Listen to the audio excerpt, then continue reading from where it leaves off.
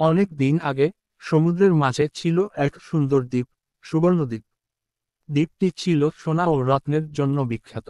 কিন্তু তার থেকেও বড় রহস্য ছিল দ্বীপের চারপাশে থাকা জলদানব। লোককথায় শোনা যেত, এই জলদানব এতই বিশাল যে তার ছায়ায় পুরো দ্বীপ ঢেকে যেত। কেউ যদি দ্বীপের ধনসম্পদ লুট করতে চাইত, তখনই জলদানব বেরিয়ে আসত আর তাকে গভীর সমুদ্রে টেনে নিয়ে যেত।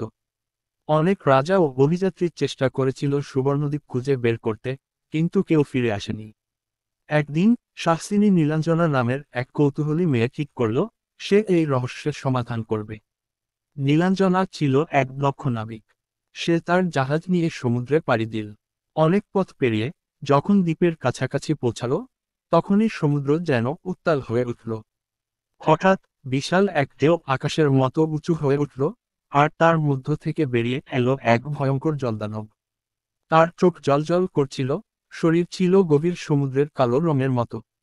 সে গম্ভীর কণ্ঠে বলল, কে তুমি? কেন এসেছো আমার দ্বীপে? নীলাঞ্জনা ভয় না পেয়ে জবাব দিল, আমি জানতে চাই, কেন তুমি এই দ্বীপ পাহারা দাও?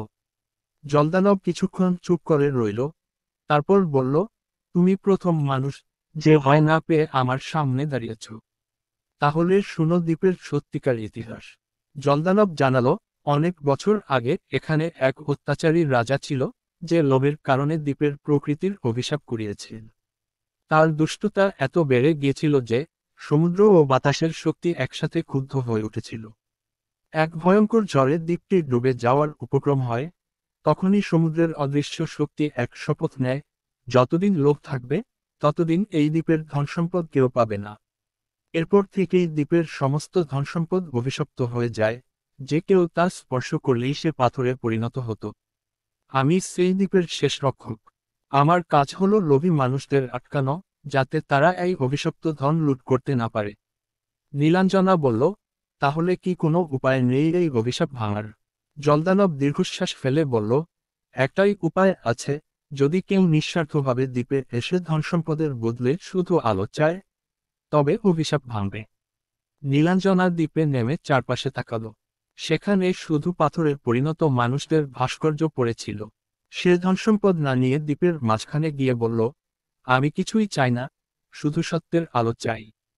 সাথে সাথে আকাশে বজ্রপাত হলো, সমুদ্র শান্ত হয়ে গেল, আর দ্বীপের পাথরগুলো জীবিত মানুষে পরিণত হলো। শত বছরের পুরনো অভিশাপ ভেঙে গেল। জলদানব ধীরে ধীরে হেসে উঠল, তার শরীর স্বচ্ছ হয়ে যেতে লাগলো। সে বলল, আমার কাজ শেষ, এখন আমি বিশ্রাম নিতে পারি। তারপর সে ধীরে ধীরে পানিতে মিলিয়ে গেল, আর সুবর্ণদ্বীপ আবার মানুষের জন্য উন্মুক্ত হলো, কিন্তু এবার আর ধনের জন্য নয়, জ্ঞানের আলো খোঁজার জন্য। নীলাঞ্জনা ফিরে এলো, কিন্তু সে কোনো ধনসম্পদ আনেনি, সে এনেছিল এক মহান গল্প, যা সবাইকে শেখালো। সত্যিকার সম্পদ লোভে নয়, আলোর সন্ধানে।